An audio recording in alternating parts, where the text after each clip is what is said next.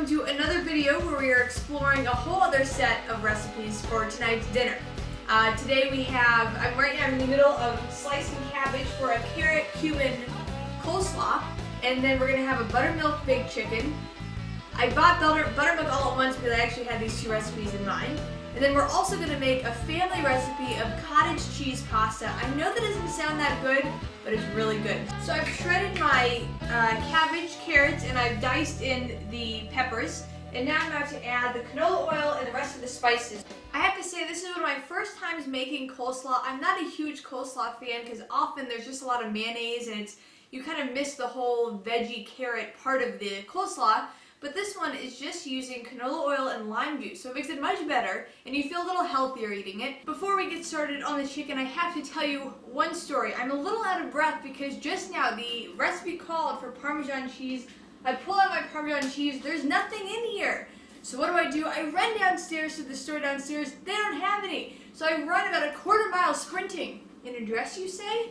Yes, in a dress. Run across the street, up the hill, to the grocery store, all for the sake of some Parmesan cheese. This is all they had. Here we go. In this bowl, we have buttermilk, hot sauce, and pepper. And in this bowl, we have breadcrumbs, actually mozzarella crumbs, because those are what I have left over from Passover, but Parmesan cheese, garlic, thyme, salt, and pepper in the bread bowl. So, what happens now is I have chicken legs and one chicken breast, because we're doing a chicken leg night tonight. We're going to dump the chicken in here first, then the bread, and then onto the baking sheet. Cook at 400.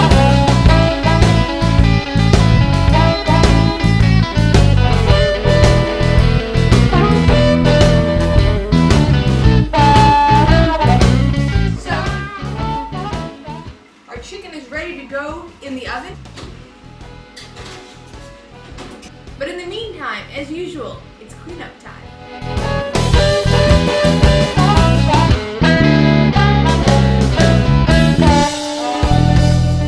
The next thing you may be asking is, Emily, didn't you mention something about cottage cheese and pasta? Yes, I did, actually. It's a family recipe that came down from my grandmother's uncle or back there. Okay, so we've got our pasta here, and it's all cooked, and we're going to put it back in the pan over here. I'm going to move this a little closer so maybe you guys can see it a little bit more. Here is pasta, then we just take some cottage cheese, a good scoop of it here. Just put it in there. Now I know it doesn't look good, but I promise it's an Emily's favorite and a family favorite, I would have to say. So you put the cottage cheese in there, and then you add the spice. Nice, you add some pepper. Last time I added too much pepper, so it was a little spicy. A little garlic. And let's add some cilantro. Cilantro's good at anything. A little green. You know? Stir that baby up, and you got yourself a really easy side dish. So I moved the camera so we could have more of a closer perspective when I pull the chicken out of the oven. And actually I pulled it out, to be honest, about a minute ago, but the breadcrumbs hadn't quite cooked.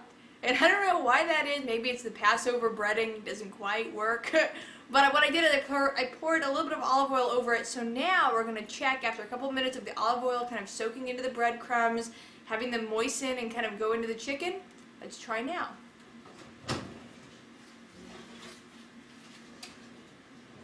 Well, what do we think? Not bad.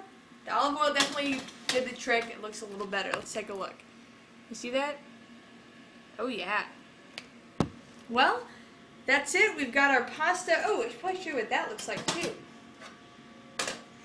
Here's what's for dinner. You see that? Huh? Not bad. Well, bon appetit. Let's go try it. James, what should we try first? Let's try the chicken. Okay, chicken first.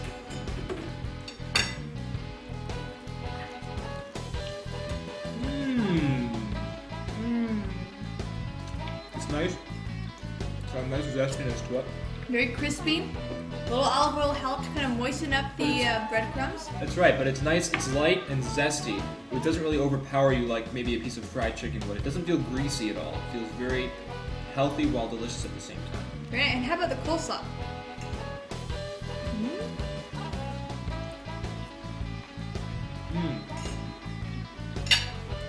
Also really good. Another thing that's kind of light, it provides a nice vegetable mix with a little bit of oil instead of mayonnaise, so it's going to be a little bit on the airier side, but it provides a nice kick with the jalapeno taste in there. And a little lime juice, a little jalapeno lime juice. And lastly, let's taste this cottage cheese pasta.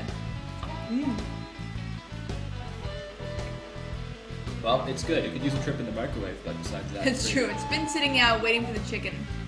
Thanks for watching once again. Bon appetit, James and me. And we'll see you next time.